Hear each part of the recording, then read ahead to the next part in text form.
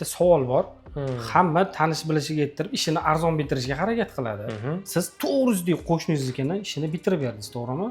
Buni teng yarim narxiga qilib bergan bo'lishingiz kerak. Yo'q, unaqa gap menga o'tmaydi. Esingizda bo'lsin, obunachilar sizlar ham esingizda bo'lsin, har doim qarindosh urug', sindosh, oshna og'aynichilik, kursdoshchilik bu ishda ketmaydi. Nimaga? Qisman bo'lsa ham narxidan tushib beriladi, ammo teng yarmiga. Ayniqsa o'sha ustani ziyoniga hech qachon ishi bitirilmaydi. Bu uje tamagirlikka kirib qoladi.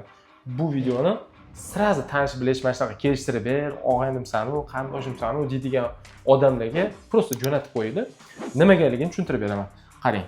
Sindosh uyda ishlaysizmi, oshna og'aynimi, qarindosh urug', qo'ni qo'shni uyda, kim uyda ishlashidan qat'iy nazar, ayniqsa ular tanish bo'lganda mas'uliyat 2 baravarga oshadi. 2 baravarga siz kuchli, zo'r, sifatli qilib berishingizga to'g'ri kelib qoladi. Chunki u sizning yaqiningiz.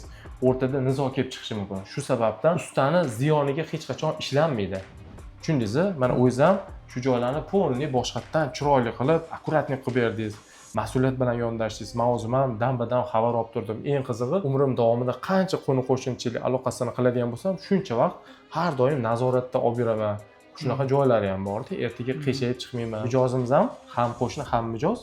Ular ham tamagir inson emaslar. Shu sababdan ular ham xursand bo'ldilar. Mana hozir ham ko'rdinglar. Ko'rishib, akkuratni salom alaykum qilib ketdi. Qimmat qilib berdi, ko'cha narxida qilib berdi. Unaqa gap so'z bo'lgani ham. Har doim shu narsani inobatga olib qo'yinglar. Ish temasida hech qachon qarindosh urug' umuman rishtalarni aralashtirish kerak emas. Endi esa mukammal qilib bergan ishlarimizni ko'rsatib o'tamiz. O'zingiz obzor qilib bering. Mayli, men maqtayotgandek bo'lib qolmang. O'zingiz topshirdingiz. Bitta nimalar holatda edi oldin va hozir qanaqa holatga olib kelib qo'ydingiz, ko'rsatib bering. Menga esa ruxsat.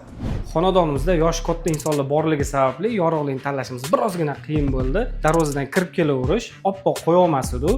Sababi birgina, shunda darvozani eshigini ochib kirsangiz, oppoq bo'lib ko'zga tushadi, ko'zni oladi. O'sha sababli biz yorug'likni limonoviy rang qilganmiz va patologiyadagi освещение qismimiz 2 ga bo'lingan. Ko'rishinglar mumkin.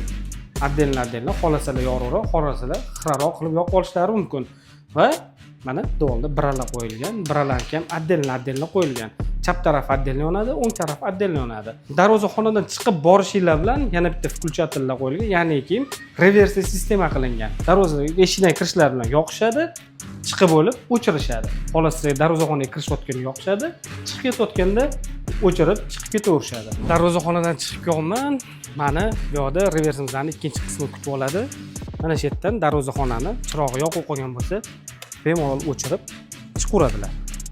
Yoki tushayotgan bo'lsalar, yoqib tushib ketadilar. Bu xonadonimiz eskicha montaj bo'lganligi sababli biza korobkal montajlarga ham yuzlanishimizga to'g'ri keldi. Bittagina sababi bor.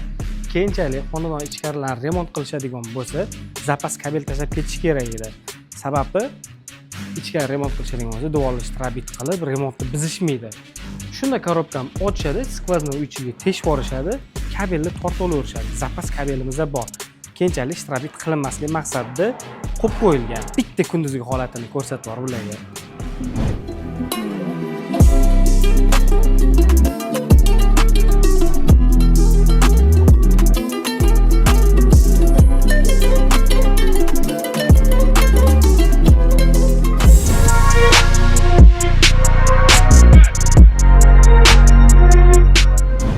Tugadi deb o'ylaysizlarmi? Yo'q, hali tugagani yo'q. Umurbek ukam, hozir qo'lim bitta shaqillataman. Xonadonni kechqurungi obzorini ham ko'rsatib bergan. Kunduzligini hamma ko'rib bo'ldi. Kechqurungiz qiziq bor.